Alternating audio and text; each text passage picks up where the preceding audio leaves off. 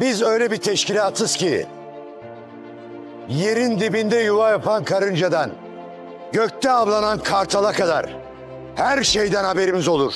Teşkilat dizisinin yeni bölümünde neler olacak? Videomuza geçmeden önce Cevher Başkan'a bir şey olmasın diyenler videomuzu beğensin, sayımızı görelim. Ayrıca Teşkilat dizisinden en güncel gelişmeleri takip etmek için kanalımıza abone olup bildirimleri açın. Dizimizin son bölümü çok heyecanlıydı. Özellikle bu gizemli kişinin Harun çıkması merakımızı iyice arttırdı. İlk olarak Cevher Başkan'a bir şey olacak mı sorusuyla başlayalım. Dizimizin yeni bölümünde Altay, Cevher Başkan'a düzenlenecek suikastı son anda engelleyecek ve böylece Cevher Başkan içinde bulunduğu zor durumdan kurtulmayı başaracak. Öte yandan bu gizemli kişinin Harun olmasını hiçbirimiz beklemiyorduk. Harun'un bu kişi olmasının ardından acaba Harun'la teşkilat ekibi arasında bir işbirliği mi göreceğiz diye merak ettik. Açıkçası ben böyle bir durumun yaşanacağını düşünmüyorum. Rutkay'ın oraya bilerek oğlu Harun'u gönderdiğini, bunların hepsinin Rutkay'ın bir planı olduğunu düşünüyorum.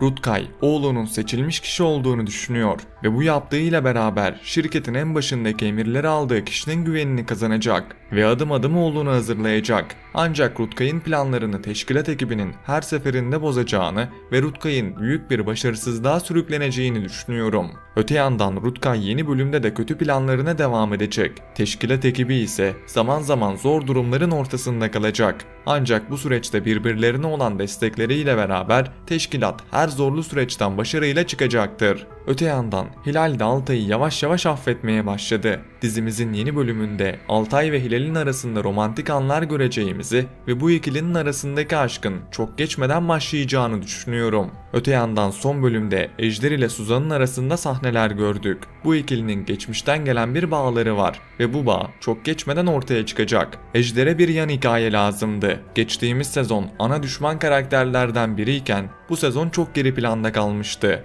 ve Suzan'la Ejder'in hikayesi Ejder karakterine yeni bir soluk kazandıracak ve dizinin seyir zevkini arttıracak. Şimdi gelelim Korkut'a. Korkut son bölümde Bahar'ı Dizdar'ın elinden kurtarmış ve Bahar'a bir şey olmasına izin vermemişti. Bahar'ın ise geçmiş travmaları tetiklenmiş ve bu durumdan fazlasıyla etkilenmişti. Ayrıca son bölümde Korkut sonunda gerçeği öğrendi. Bahar'ın Cevher Başkan'ın kızı olduğu gerçeğiyle yüzleşen Korkut ne yapacağını bilemedi. Dizimizin yeni bölümünde Korkut Bahar'dan uzak durmak isteyecek. Ancak bunu başaramayacak. Çünkü Bahar yanında Korkut'u görmek isteyecek. Ve Korkut Bahar'dan uzaklaşmak istese de Dizdar'ın yapacağı kötü planlarla beraber Bahar tehlikeye düşecek. Ve Korkut Bahar'ı içinde bulunduğu zor durumdan çıkaracak. Ardından çiftimizin arasında güzel sahneler göreceğiz. Ayrıca Bahar karakterinin içinde bulunduğu zor durumları yavaş yavaş atlatacağını ve ilerleyen bölümlerle beraber çok daha güçlü bir Bahar göreceğimizi düşünüyorum.